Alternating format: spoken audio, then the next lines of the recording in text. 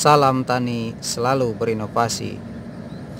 Ini saya akan bongkar sedikit mengenai seed treatment atau perlakuan benih sebelum ditanam. Jadi ada beberapa teknik. Biasanya untuk petani itu perlakuan benih ada yang direndam di bak atau ada yang direndam di irigasi. Jadi dimasukkan karung, tinggal cemplungin ke irigasi, diikat, nanti 1 atau 2 hari diangkat dan baru diperam. Nah, ada juga yang direndamnya di bak dalam berapa kilo. Nah, itu juga direndam dengan beberapa fungisida atau bakterisida, ada juga yang dengan insektisida. Itu macam-macam perlakuannya. Nah, kali ini saya akan bagikan sedikit dan saya rekomendasikan tentang untuk perlakuan benih. Jadi saya menggunakan ini dengan bakteri. Perlakuannya silahkan nanti untuk petani sekalian mau direndam di irigasi atau direndam di bak silahkan. Cuman saya nanti pemberiannya itu tidak pada perendaman. Jadi diberikannya ketika saat benih diperam. Nah, seperti ini. Ini sudah saya rendam 2 hari.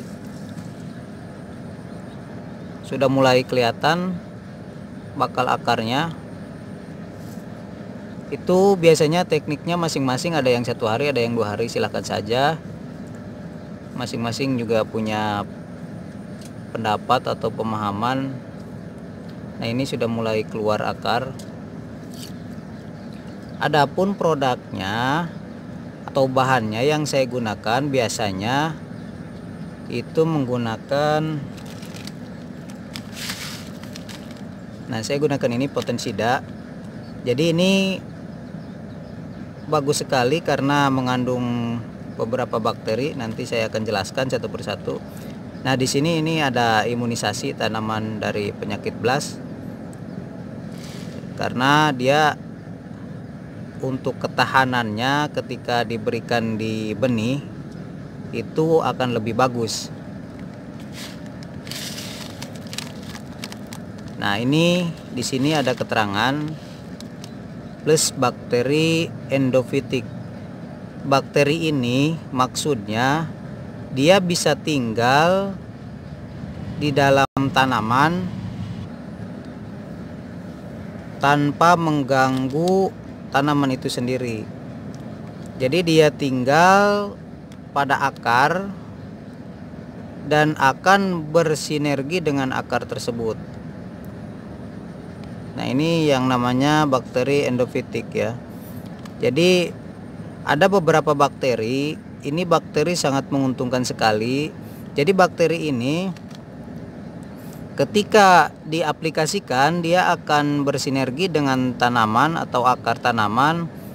Itu akan menghasilkan beberapa senyawa-senyawa kimia yang menguntungkan bagi tanaman. Bahkan ada beberapa bakteri ini yang menghasilkan bahan untuk meracuni serangga atau ulat. Nah, ini yang saya berikan untuk bakteri endofit ini sudah diterangkan di sini bahan bakterinya. Nah, ada 4 bakteri di sini yang terkandung pada Potensida. Jadi pemberiannya ini untuk 1 bungkus. Di dalam kemasannya aturannya untuk 5 kg benih. Tapi saya gunakan untuk 10 kg. Itu juga sudah bagus untuk 10 kg. Adapun untuk untuk pemberiannya mengikuti ini ya lebih bagus lagi. Oke, kita coba. Saya buang dulu nih airnya.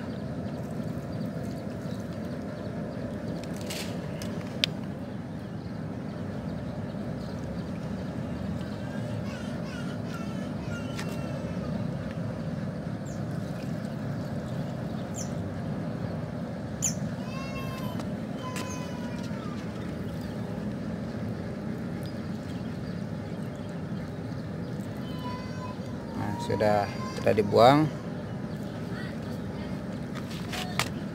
Ini saya bagi dua untuk sebagai bahan pembanding nantinya.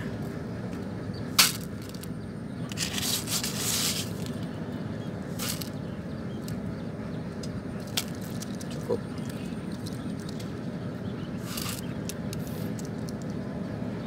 Nanti untuk pemberiannya itu setelah diberikan bisa dimasukkan ke dalam karung atau seperti kebiasaan sebelumnya, silahkan saja. Cuman ini saya sedikit, saya tidak masukkan ke dalam kantong karena ini untuk bahan uji coba saja.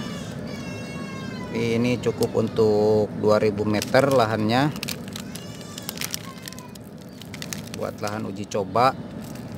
Ini benih PW ya, pandan wangi. Kata petani sih kebanyakan pandan wangi itu hasilnya kurang maksimal. Saya mau tahu di mana kekurangannya dan bagaimana solusinya.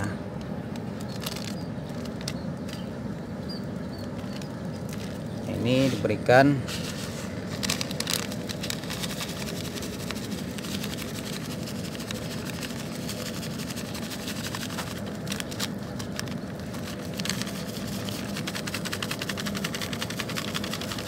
Kalau misalkan pemberiannya banyak, misalkan pembenihannya itu 20-30 kg, nanti setelah ini misalkan setelah diberikan bakterinya dimasukkan ke dalam karung atau apalah kantong. Nah, nanti setelah diaduk begini itu kan diperam sehari atau 2 hari. Nah, nanti setelah jika mau dibersihkan lagi itu airnya jangan dibuang, sayang. Bisa untuk disiramkan sama tanaman mangga atau buah-buahan yang lainnya, itu bisa. Nah, setelah ini, setelah diaduk begini, itu tinggal diperam. Sangat gampang sekali, dan ini bisa perendamannya itu bisa di bebas saja, bisa diirigasi atau di mana. Ini saya tidak berikan untuk perendaman, yang saya berikan ini untuk memudahkan saja.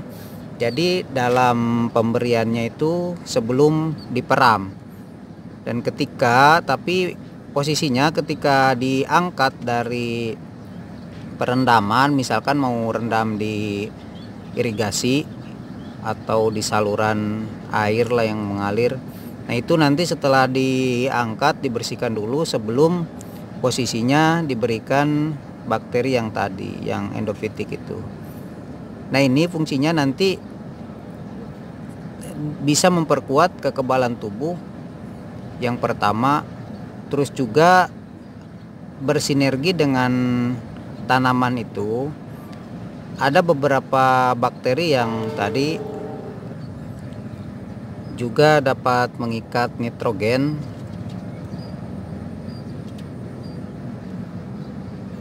dan bisa mengurai ketersediaan fosfat dan kalium.